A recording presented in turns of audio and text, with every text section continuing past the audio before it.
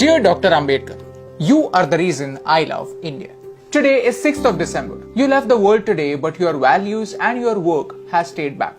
Dear Dr. Ambedkar, thank you for focusing on education. You were the first Indian to pursue a doctorate in economics from abroad. And not only from India, you were the first double doctorate holder in economics in South Asia. You saw something wrong in India. All the problems, poverty, inequality, slavery, all linked to one core problem, lack of education. And you realize that only good education can change our obsolete mindset.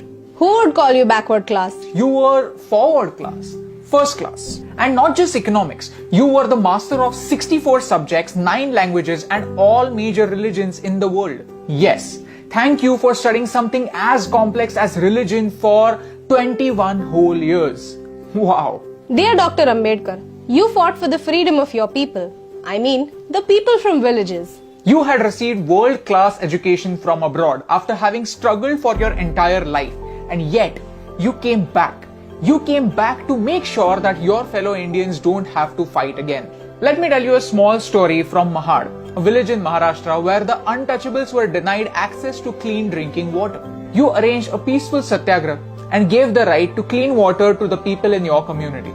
This was 2 years before Gandhiji's Salt March. You said, "We are not going to the Saudar tank to merely drink its water. We are going to the tank to assert that we too are human beings." Dear Dr. Ambedkar, thank you for considering knowledge as your true legacy. Your personal library, Rajgriha, has more than 50,000 books and that remains the largest private library in the world.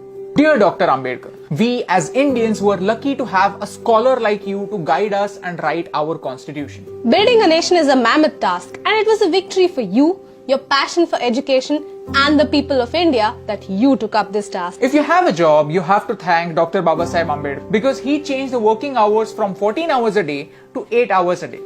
Mondays would have been even more blue had it not been for Babasaheb Ambedkar. Today, on one hand, we have the social evils of casteism in the backward parts of India, and on the other, we have something like reservation, which was intended to create equality, to create equal opportunities. I feel sad that both these issues are not addressed correctly but used as vote banks by our leaders. Leaders, I don't think leaders is the right term. I don't think they are leaders, they are politicians because they play games with us. And no matter who wins, India loses. But you taught us to win.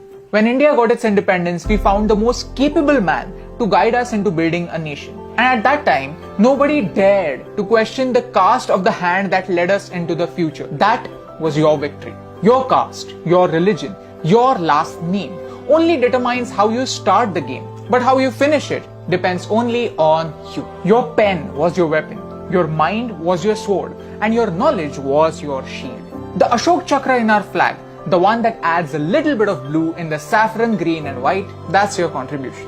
Dr. Bhimrao Ramji Ambedkar or Baba Sahib, you're the father that made India into one giant family and you had the vision that every member of this family should have an equal right.